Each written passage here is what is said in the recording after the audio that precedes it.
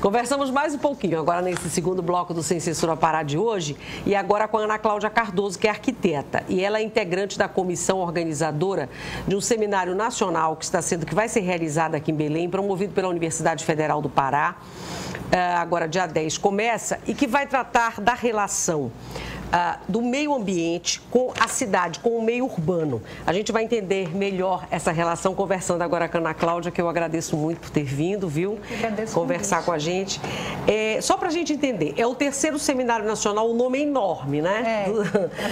Do seminário. E assim, ele já foi realizado outras vezes, as outras duas vezes em outras cidades, e a primeira vez que ele vai ser realizado em Belém, vai ser feito aqui em Belém, e vocês vão receber pesquisadores do Brasil inteiro dentro dessa área, né? De discussão. É isso, né?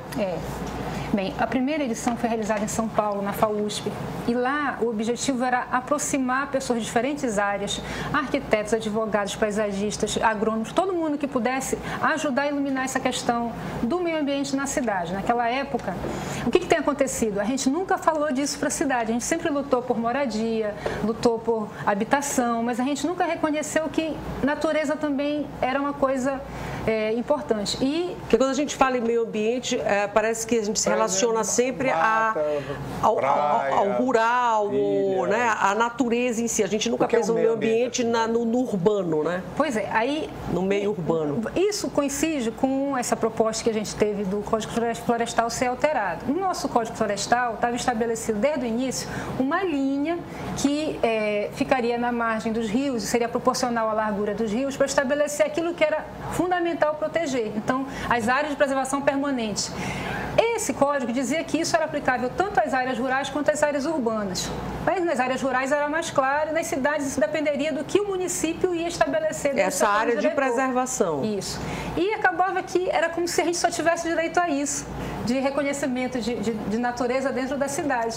Entendeu? Então, uma poligonal, e a gente está vivendo sobre a terra, a gente está vivendo sobre águas, sobre um solo com determinadas características, e a gente o que observa? As melhores áreas são ocupadas por quem hoje tem acesso, né, à terra infraestruturada, no mercado imobiliário, no mercado de terras. E quem não tem acesso à cidade vai ocupar as áreas alagáveis, vai ocupar os morros, vai ocupar... Então, isso que gera? Uma coincidência de problemas sociais e ambientais. Então, essa vulnerabilidade é maior nas populações que tem menos recursos, né? Para morar direitinho na cidade. Então, a gente esperava que no Código de 2012 houvesse alguma novidade quanto a isso, mas continuaram em silêncio a respeito. E daí a gente resolveu trazer para o Seminário de Belém uma discussão que não tratasse apenas da expectativa da gente de como seria regulamentada esse instrumento que já existe, mas a gente quer discutir o que a gente pode colocar na nossa discussão, na nossa política referente à dimensão ambiental da cidade, né? Ou melhor, eu diria, a dimensão ecológica da cidade. Como é que a gente trataria a vida dentro da cidade? Vou te dar um exemplo. O que está acontecendo na França? A França não trabalha com linhas, com poligonagem, dizendo aqui, essa ilha que eu estou protegida dentro de um parque, tá legal. Aqui fora pode fazer qualquer coisa. A França trabalha com uma malha que leva água e vegetação e vida toda articulada como algo a ser mantido, bem gerido e preservado. Então, tem lugares onde não importa o loteador querer avançar, que ali não.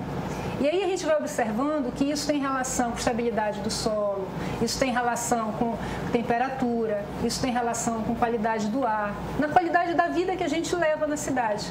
E aí, qual era a provocação de trazer isso para a Amazônia? A gente tem duas grandes cidades na Amazônia, como aquelas que geraram esses seminários, duas grandes metrópoles, Belém e Manaus. O resto são cidades de médio e pequeno porte. Nessas cidades a gente está vendo serem reproduzidas as mesmas práticas da cidade grande. No entanto, o que a gente está observando no mundo? Esse modelo que a gente copiou no mundo lá fora, ele já vem sendo questionado desde os anos 60.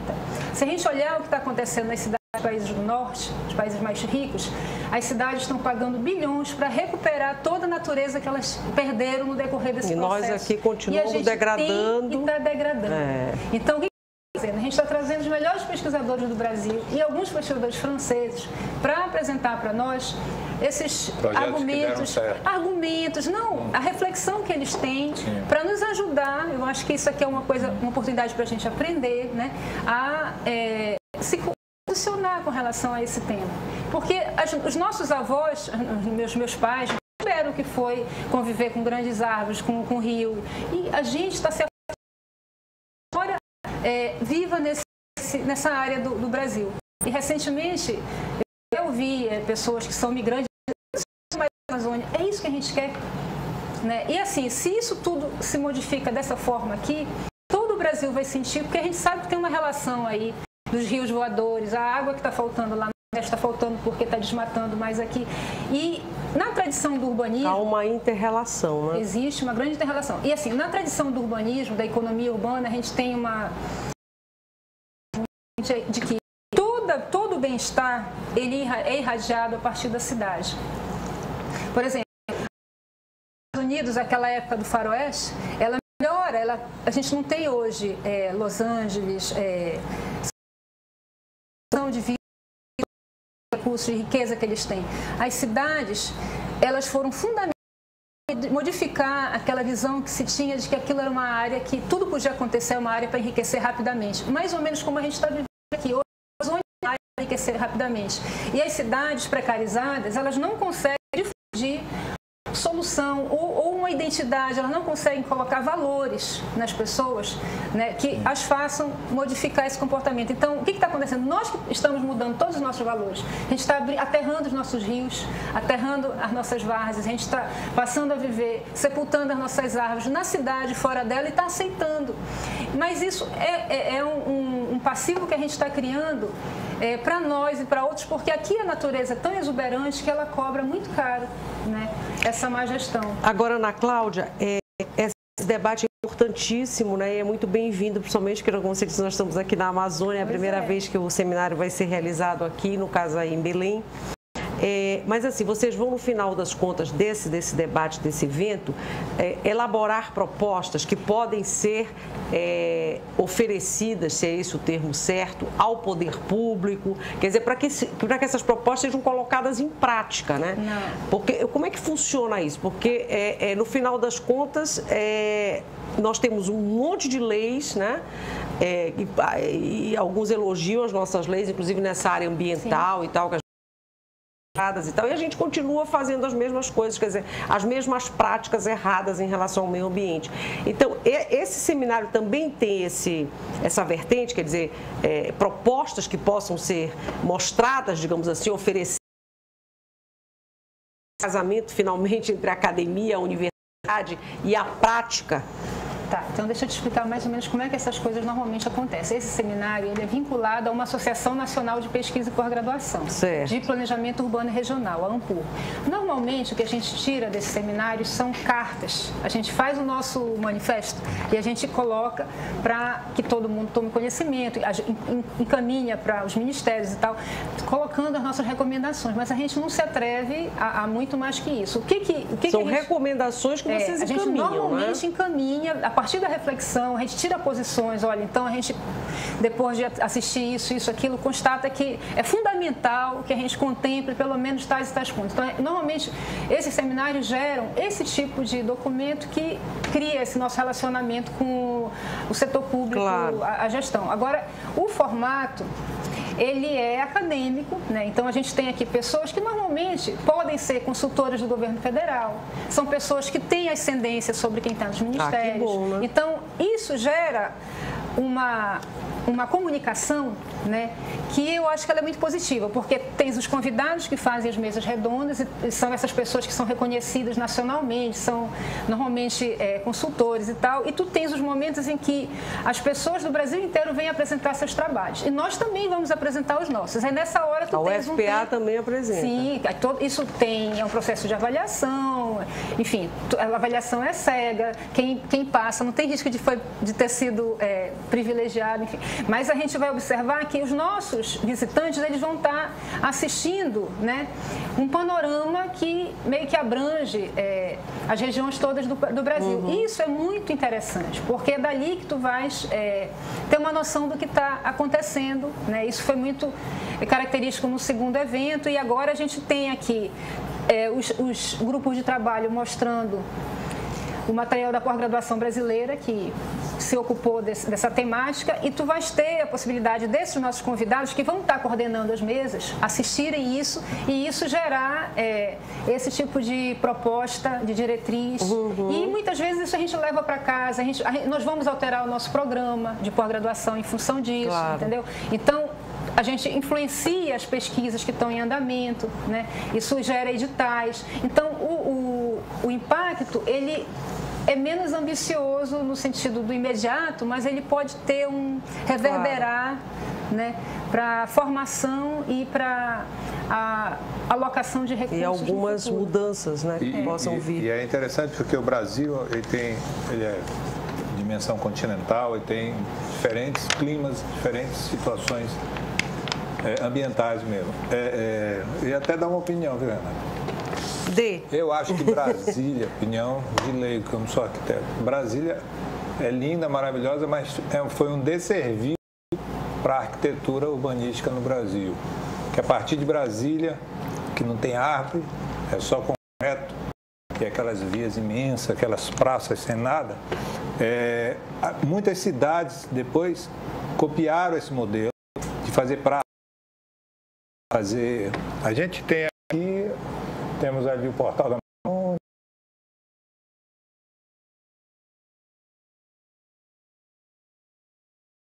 né? Temos o campo também não tem que acabou com o Coreto, acabou com as Mangueiras, a Praça Kennedy.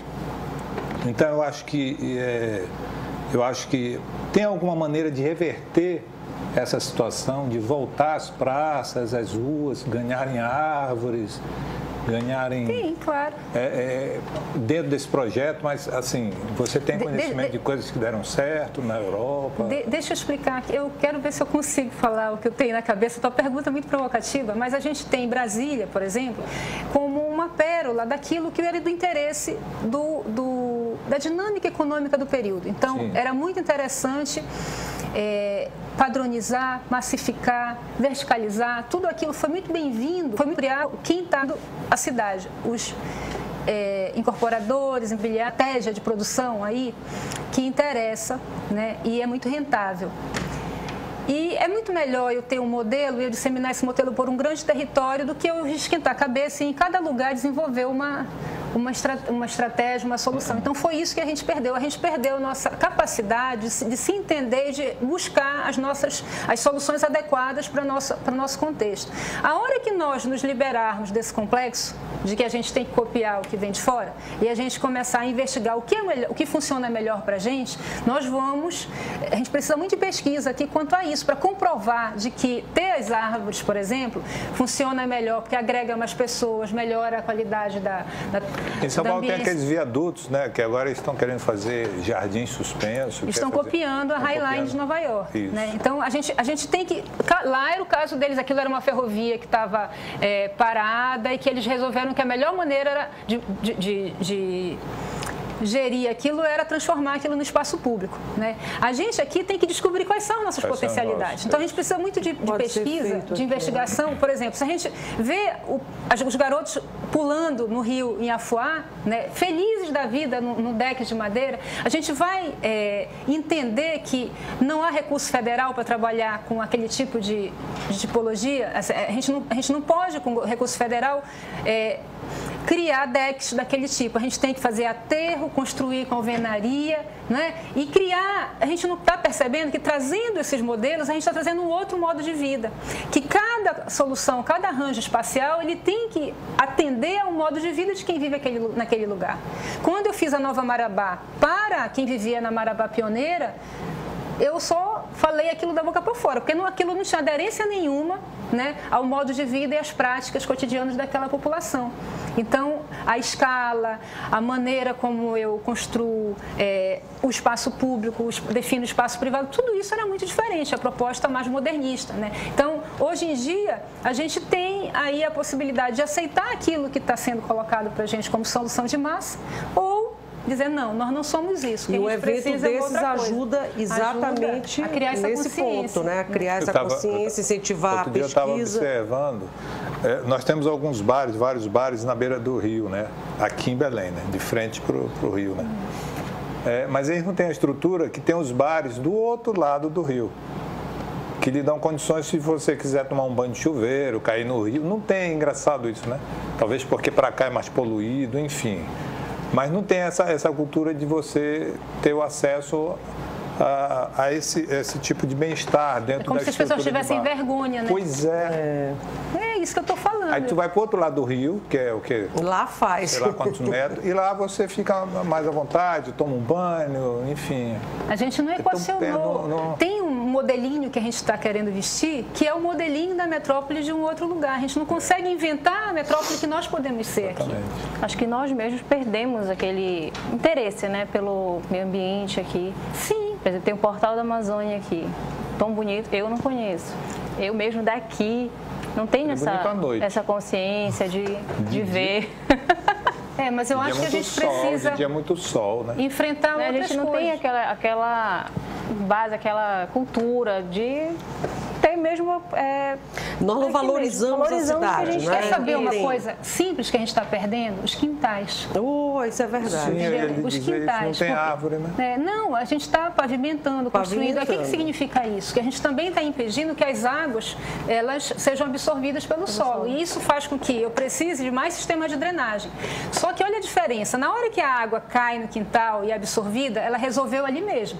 Na hora que eu coloco num tubo de drenagem, só estou transferindo ela com mais velocidade para um outro lugar. Aí aquela rede toda desemboca num lugar só, uma quantidade de água muito grande. O que aquilo gera? Uma sobrecarga lá, que se não for muito bem dimensionado, pode reverter sob a forma de inundação, especialmente para quem está ocupando áreas indevidas, para quem está lá na proximidade do alagado. Então, olha a repercussão. Se eu tenho mais quintais funcionando como quintais, eu evito muito problema desse tipo. Eu não vou mais ter tanta inundação quanto, mas dependendo da drenagem. Aí é difícil voltar, né? Diante da verticalização da cidade, dessa... Aí tem uma oportunidade muito legal também. Que seria maravilhoso, né? Porque nós teríamos que ter casas de novo, com quintais e tal. Mudou, mas eu acho que a gente tem que entender que mudou e criar Quais seriam as alternativas? Nós antigamente tínhamos áreas verdes dentro de casa. Era no privado que isso estava resolvido. Hoje em dia, todo palmo de terra está ocupado. Então, o que nós precisamos? A gente precisa garantir o verde em áreas públicas.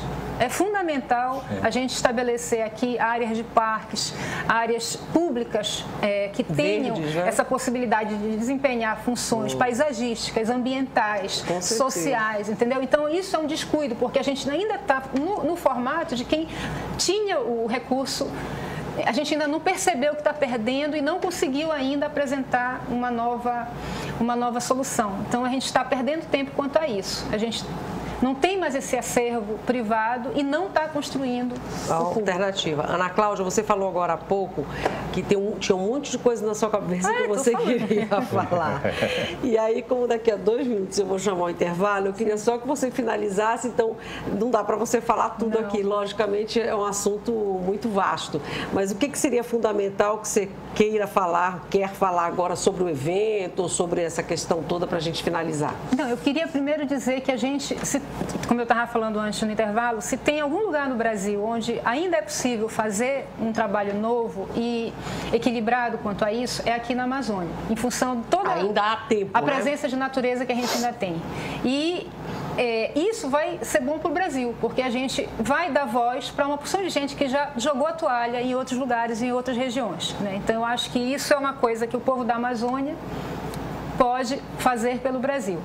E eu penso que a gente sabe que não tem recurso para fazer grandes obras como outros estados brasileiros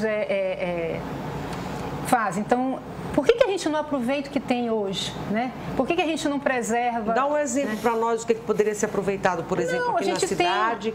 A gente tem rios que são usados como esgoto, a gente tem matas ciliares que são destruídas, a margenzinha dos rios, né? A gente tem Quando uma grande obra é construída, a primeira coisa que a engenharia faz, porque a engenharia funciona assim, é a supressão vegetal.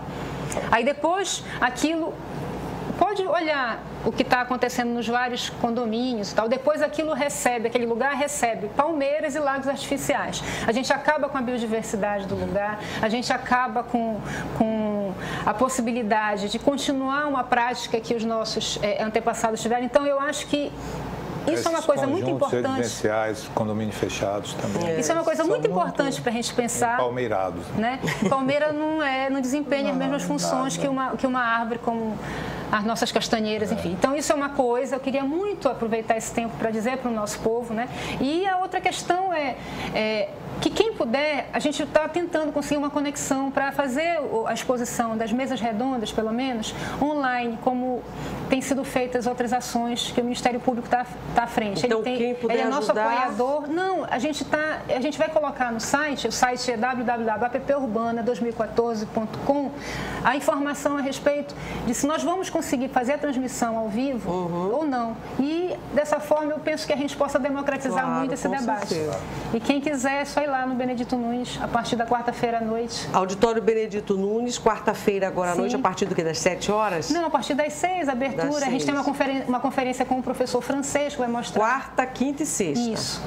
E a nossa conferência de encerramento com a professora Edna Castro, do NAIA. Que virá aqui ao Sem Censura, inclusive, esta semana conversar conosco. Olha só, então, e o professor Roberto Montemor, então a gente acredita que ao final de todo esse debate, eles vão falar sobre como isso adere aqui à nossa realidade. Muito bom. Ana Cláudia, te agradeço por você ter vindo. Parabéns, porque vocês conseguiram trazer, né, por ter trazido esse evento para cá, para a Amazônia e para Belém. Então, parabéns e que seja um bom trabalho, né, que vocês façam nesses dias lá durante esse seminário.